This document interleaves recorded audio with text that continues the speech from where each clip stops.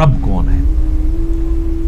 दूसरा सवाल होगा मा दीनु का, तेरा दीन क्या है। तीसरा सवाल होगा तिरमिज़ी में तो अल्फाज है मन नबीयु का, तेरा नबी कौन है। बुखारी में अल्फाज हैं मा कुन्ता तक़ूलु फ़ी हक़्क़ि हाज़र रजुल, तू इस मर्द के बारे में दुनिया में क्या कहा करता था, या तू क्या कहेगा इसके बारे में। वो कहते हैं जी नबी इस्लाम की शक्ल मुबारक दिखाई जाती है। और अस्सलाम वालेकुम, कैसे हैं आप लोग। उम्मीद है सब ठीक ठाक होंगे, खैरियत से होंगे। तो आज हम एक और रिएक्शन वीडियो लेकर आए हैं इंजीनियर मोहम्मद अली मिर्ज़ा जो हमारे उस्ताद मोहतरम हैं। तो शुरुआत करते हैं उनकी वीडियो से। उनका टाइटल मैं आपको बता देता हूँ, 10 सुन्नत तरीके जो ईसाले सवाब के होते हैं उसके बारे में बात होगी कि किस तरीके से ईसाले सवाब होता है, क्या अगर ये सही है अमल ये करना, वो सारी चीज़ें हम डिटेल में देखेंगे। तो आप लोग कहीं जाइएगा मत, वीडियो में प्ले करने जा रहा हूँ, ठीक है। तो स्टार्ट करते हैं वीडियो। इस्लाम का मजाक उड़ाने वाली मुसलमानों की वजह से जो वीडियोस बनी हैं वो माशरे के अंदर आम है, वो आपने अक्सर औकात देखी होंगी।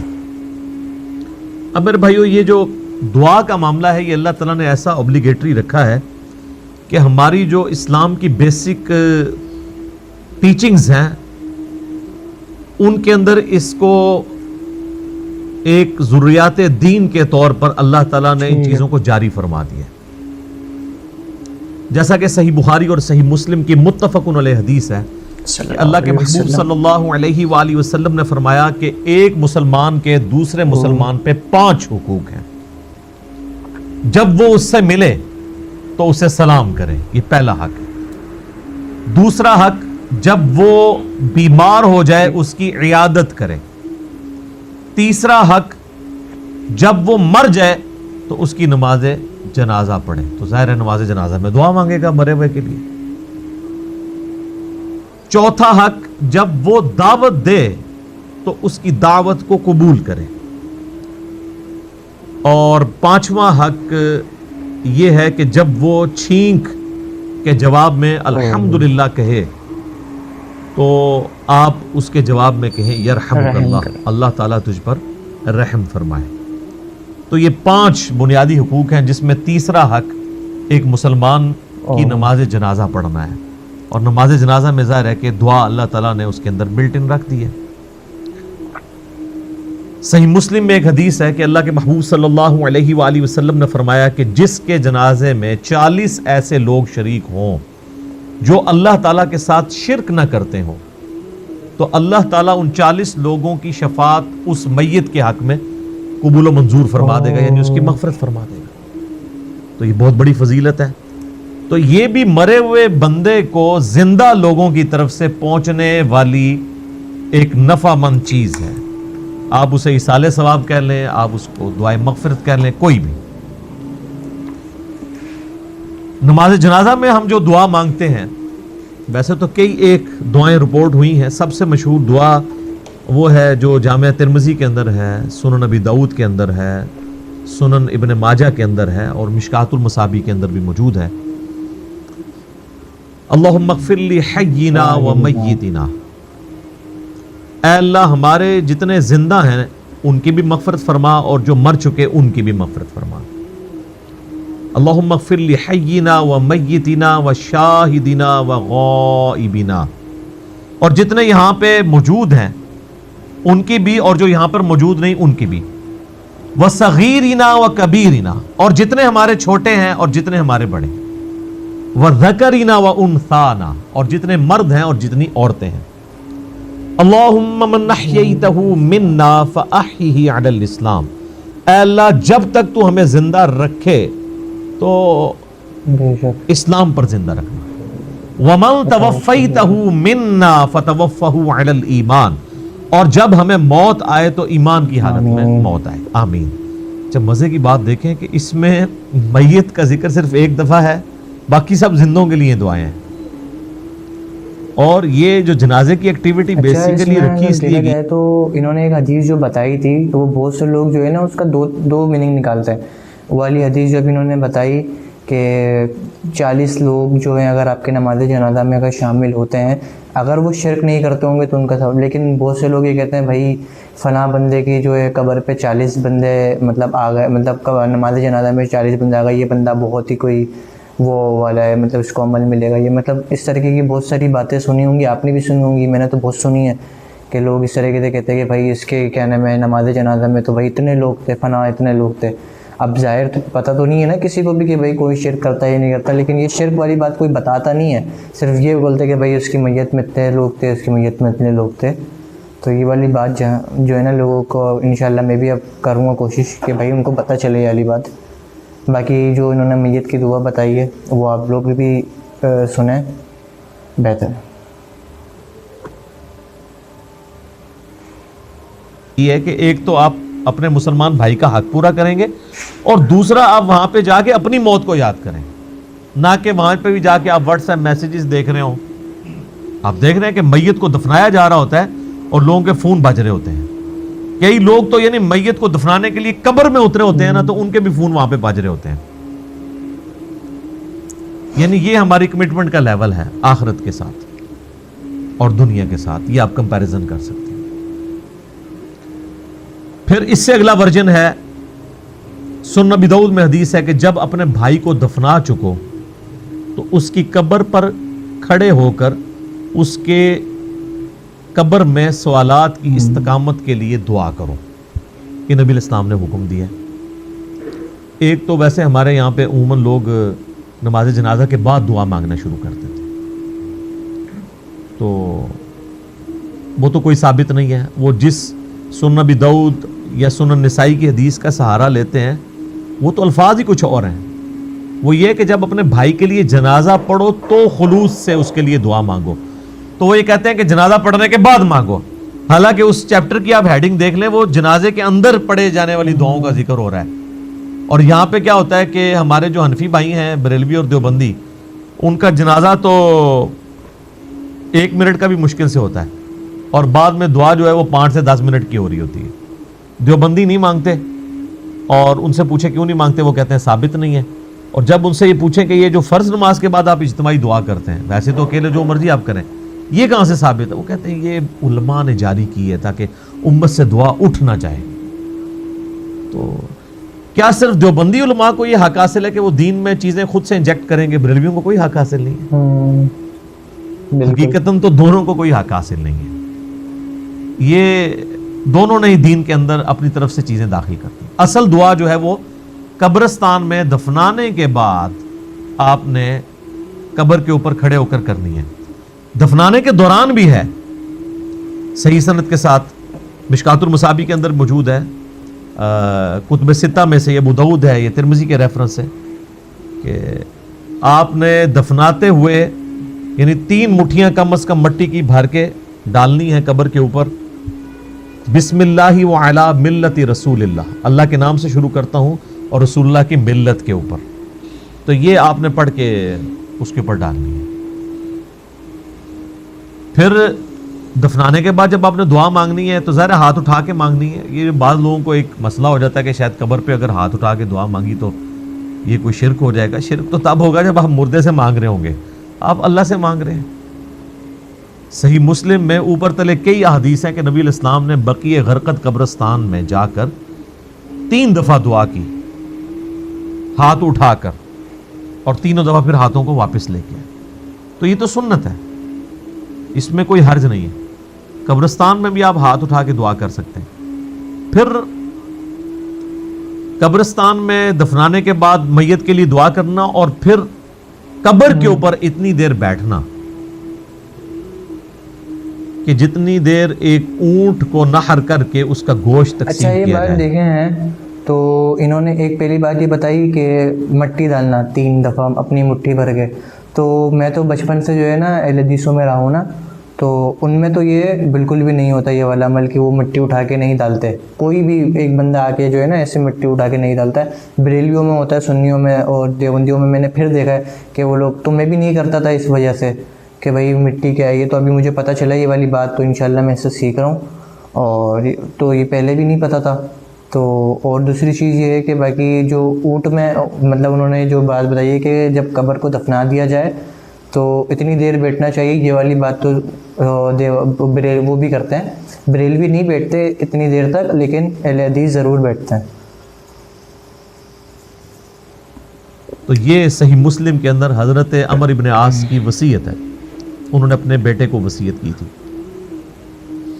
کہ جب میں مر جاؤں میری قبر پہ اتنی دیر بیٹھے رہنا کہ جتنی دیر ایک اونٹ کو نہر کر کے اس کا گوشت تقسیم کیا جاتا ہے، یعنی 2 سے 2.5 گھنٹے، تاکہ میں اپنی قبر کے ساتھ مانوس ہوں اور تاکہ میں یہ جان لوں کہ میں نے اپنے رب کے آئے ہوئے فرشتوں کو کیا جواب دینا ہے۔ اب وہ اس لفظ کو بھی لوگ پکڑتے ہیں، وہ کہتے ہیں جان لوں کا مطلب یہ ہے کہ وہ باہر سے کوئی آواز لگائے گا، تو اگر آواز ہی لگانی ہوتی تو حضرت عمر ابن عاص اپنے بیٹوں کو کہہ دیتے کہ بھی تم نے جو ہے نا میری قبر پہ کھڑے ہو کے اذان دے دینی ہے تاکہ مجھے پتہ چل جائے۔ یہاں پہ لوگ دیتے ہیں نا اذان، پوچھے کہاں لکھی ہے، وہ کہتے ہیں منع کہاں ہے۔ تو اس اعتبار سے تو آپ دین میں جو مرضی داخل کر لیں، وہ تو میرے بھائی جنازے کی بھی اذان منع تو کہیں پہ نہیں ہے، ہم کیوں نہیں دیتے کہ نبی علیہ السلام نے نہیں دی۔ عیدین کی اذان نہیں ہوتی، منع تو کوئی نہیں ہے۔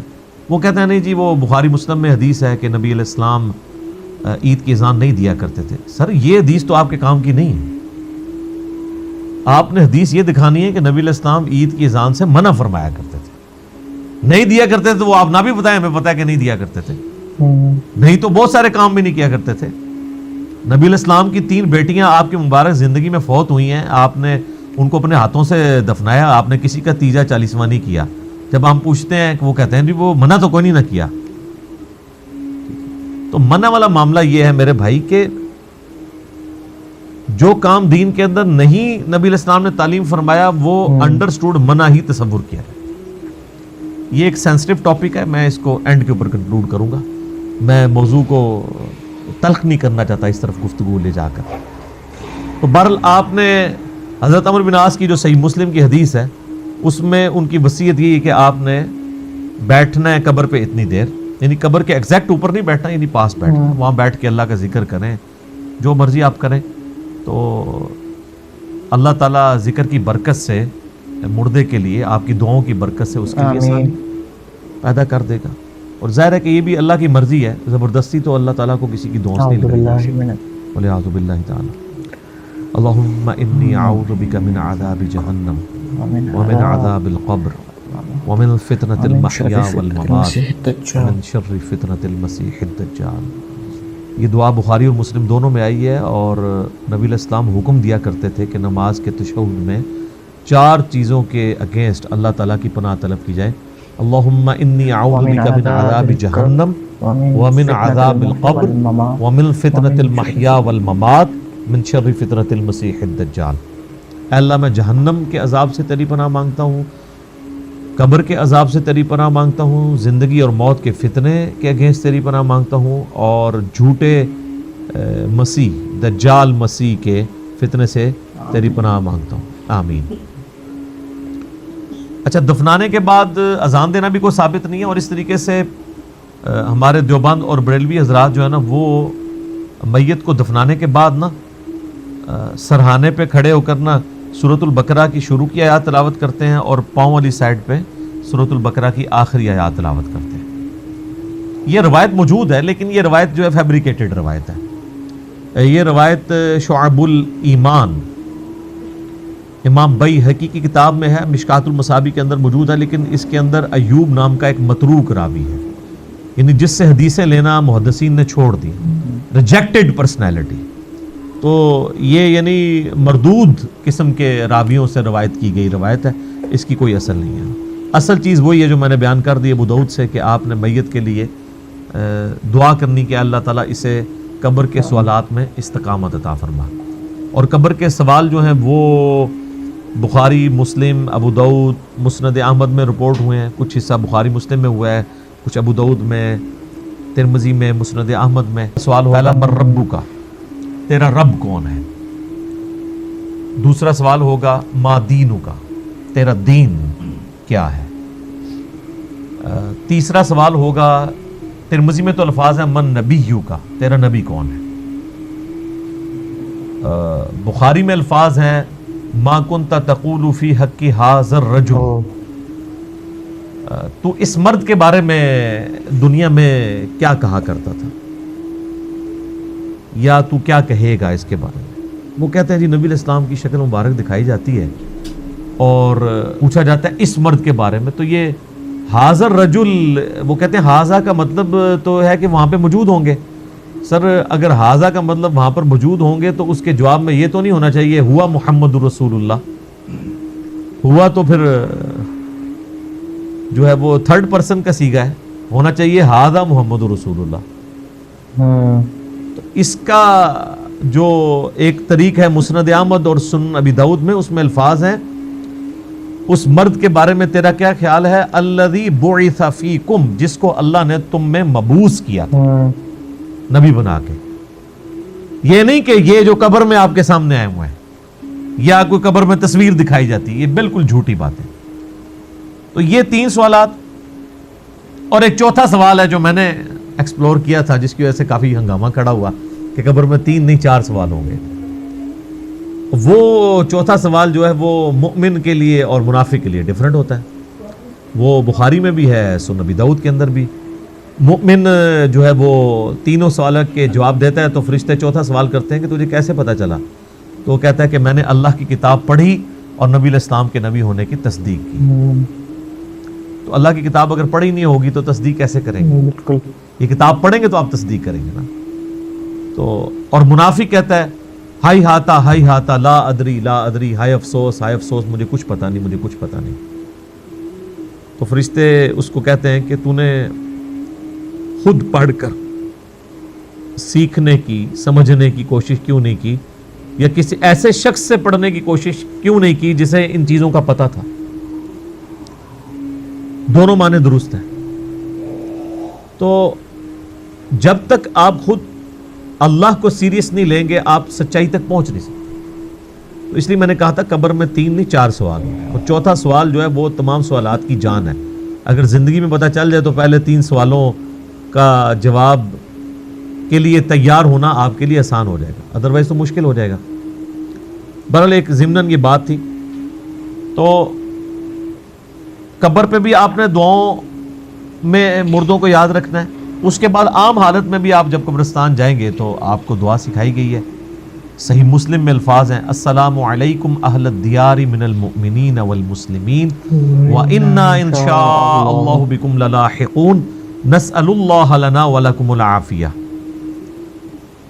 تم پر سلامتی ہو اے مؤمنین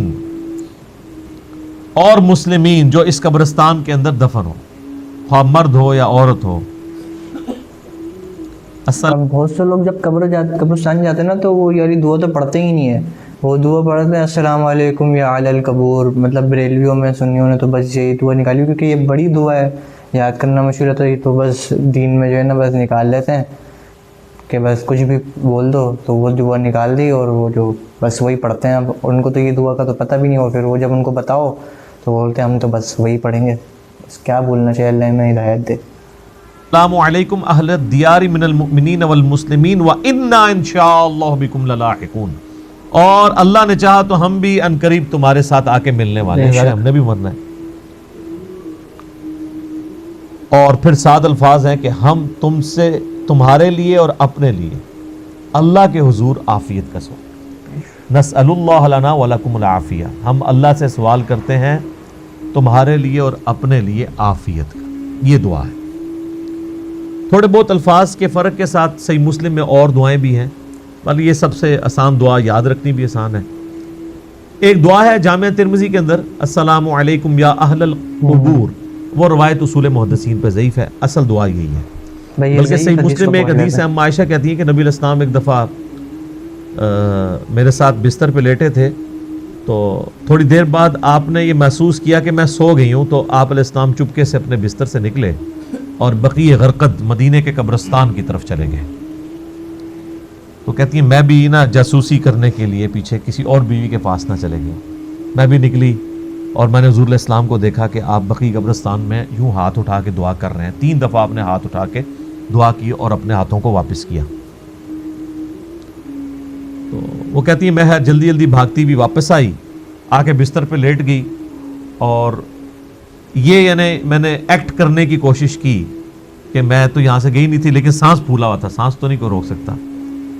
وہ بزرگ ہی ہیں جو 12 دن تک وضو روک کے رکھتے ہیں, تو چونکہ جھوٹ ہوتا ہے نا, تو کہتے ہیں کہ میرا سانس پھولا ہوا تھا. نبی علیہ السلام جب واپس آئے تو انہوں نے سیدہ عائشہ سے فرمایا کہ تم میرے پیچھے آئی تھی, اور اگر تم مجھے نہیں بتاؤ گی نا تو تمام غائب کا جاننے والا تو مجھے بتا ہی دے گا.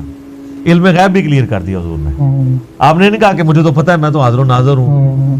ان کا مجھے اللہ تو خبر دے دے گا. بے شک. تو تم نے کیا گمان کیا اللہ اور اس کا رسول تمہارے ساتھ خیانت کریں گے, یعنی میں کسی اور بیوی کے پاس چلا گیا ہوں؟ تو ان کا یا رسول اللہ ایسا ہی تھا, میں آپ کے پیچھے آئی تھی. تو آپ نے فرمایا کہ اصل میں جب میں لیٹا تو جبرائیل علیہ السلام اللہ کی طرف سے میرے پاس آئے, اور انہوں نے مجھے اللہ کا پیغام دیا کہ اللہ تعالیٰ آپ کو حکم دیتا ہے کہ آپ بقی غرقد کے جو مدفن ہیں وہاں پہ لوگ, ان کے لیے جا کے دعائیں مغفرت کریں. اچھا, وہ دعائیں مغفرت تو آپ وہاں بھی بیٹھ کے کر سکتے تھے.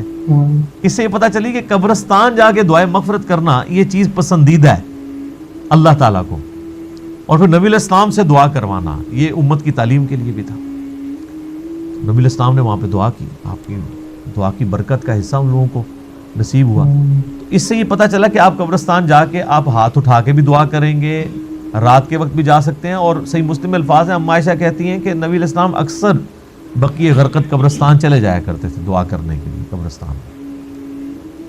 تو یہ یعنی نبی صلی اللہ علیہ وآلہ وسلم کی سنت ہے. باقی ہاتھ اٹھا کے دعا کرنا فرض نماز کے بعد بھی اپنی انڈیویجول دعا کر سکتے ہیں, اس کے لیے تو کوئی ممانعت نہیں. ابو داؤد میں تو روایت کمزور ہے, لیکن المستدرک للحاکم میں صحیح سند سے ہے کہ تمہارا رب سخی ہے, کریم ہے, حیا فرماتا ہے ایسے شخص سے جو اس کے حضور ہاتھ اٹھا کے دعا کرتا ہے کہ اسے محروم لوٹائے. ہاتھ اٹھا کے دعا کرنا اللہ تعالیٰ کو بغیر ہاتھ اٹھائے دعا کرنے سے زیادہ محبوب ہے. اور دعا کے بعد چہرے پہ ہاتھ پھیرنا بھی سنت ہے, بلکہ امت یہ وہ سنت ہے جو واقعی سنت ہے, جو اجماع اور عملی تواتر سے ٹرانسفر ہوئی ہے. اور الادب المفرد امام بخاری کی کتاب کے اندر صحیح بخاری کی سند کے اوپر یہ حدیث موجود ہے کہ حضرت عبداللہ ابن زبیر اور حضرت عبداللہ ابن عمر یہ دعا کے بعد اپنے چہرے پر ہاتھ پھیرا کرتے تھے. نبی اسلام کے حوالے سے بھی ملتا ہے, ابو داؤد میں روایت کمزور ہے, اس لیے شیخ زبیر علی صاحب نے مشکات کے فٹ نوٹ پہ اس روایت کے اوپر ضعیف کا حکم لگا کے ساتھ الادب المفرد کی روایت لکھ دیے کہ یہ روایت درست ہے.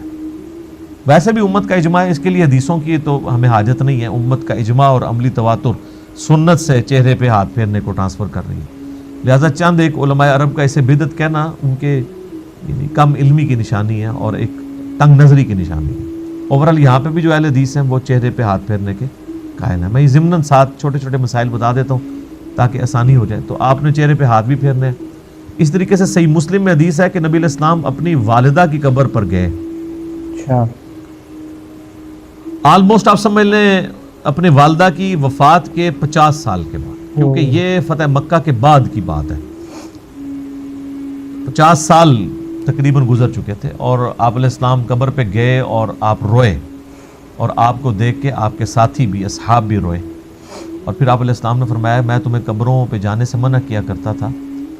ظاہر نئی نئی قوم بت پرستی سے پھری تھی تو اس لیے نبی علیہ السلام احتیاط کرتے تھے. اب میں تمہیں حکم دیتا ہوں کہ قبروں پہ جایا کرو, کیونکہ یہ موت کو یاد دلاتی ہے. لیکن یہ قبروں پہ جانا ہے, مزارات کے اوپر نہیں. مزارات پہ تو سیلفیاں ہوتی ہیں اور بہت کچھ ہوتا ہے جس کا دین سے کوئی تعلق نہیں. جہاں پہ اللہ اور اس کے محبوب صلی اللہ علیہ وآلہ وسلم کی نافرمانی کے کام ہوتے ہوں نا, وہاں پہ آپ نے جانا بھی نہیں. سنن نبی داؤد میں حدیث ہے کہ ایک صحابی نے کہا کہ میں نے منت مانی ہے کہ میں اونٹ قربان کروں گا مقام بوانا پہ جا کے. بعض روایتوں میں ہے کہ 100 اونٹ. تو نبی علیہ السلام نے فرمایا کہ دیکھنا وہاں پر زمانہ جاہلیت میں کسی بت کی پرستش تو نہیں ہوتی تھی اس زمانے میں, اب نہیں. اگر اس زمانے میں بھی ہوتی تھی نا تو نہیں جانا. یا وہاں پر کوئی زمانہ جاہلیت میں میلہ تو نہیں لگا کرتا تھا.